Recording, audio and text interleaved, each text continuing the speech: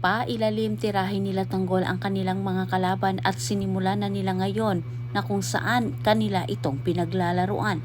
At samantala nagtataka naman ang mga kalaban, lalo na itong si Rigor, sa hindi umano pagkilos ng mag-ama para iligtas itong si Marites. Wika ni Rigor, ngayong tahimik umano ang mga Montenegro, siguradong sila ay mahirapan din palabasin ang mga ito sa lungga.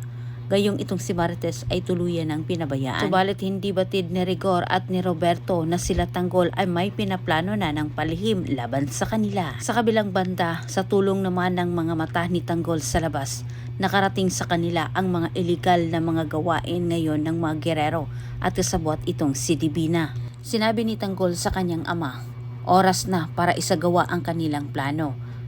Ang gusto ni Tanggol ay mag-away-away umano ang dalawang pamilya Mondragon at Guerrero at higit sa lahat papalabasin umano nila Tanggol na ang mga Guerrero ay inonsi umano ng mga Mondragon. Upang sa ganitong paraan umano, sabi ni Tanggol, ang dalawang pamilya ang magkalaglagan.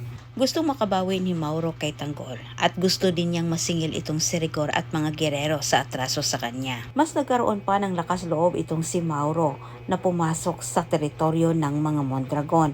Matapos nasabi ni Tanggol sa harap ni Mauro at ni Pongkay na kilala umano nila ang may gawa sa nangyari sa kapatid ni Pongkay na kung saan anak ito ni Divina, isang Mondragon. Sa kagustuhan ng mag-ama na mabigyan ng hustisya ang nangyari sa kapatid nitong si Pongkay, nagdesisyon itong si Mauro na pumasok umano sa teritoryo ng mga Mondragon. Sa pamagitan umano sa kanya, madali umano silang makakuha ng anumang impormasyon patungkol sa mga iligal na gawain ng mga Guerrero at Mondragon. Nangako si Tanggol at Ramon, hindi umano dapat mag-alala itong si Mauro dahil sila ay nasa likod lamang ni Mauro. Kanilang napagkasunduan na unti-unti umano nilang papabagsakin ang mga masama, katulad na lang umano ng mga Guerrero at sangay ng mga Mondragon. Hindi nga nagkakamali itong si Tanggol at Pongkay sa kanyang hinala. Nagpakita nga itong si Rigor sa lugar nila Pongkay. Nag-iimbestiga sila, pero sa kabutihang palad, walang nagsasalita na si Tanggol at Pongkay ay magkaibigan.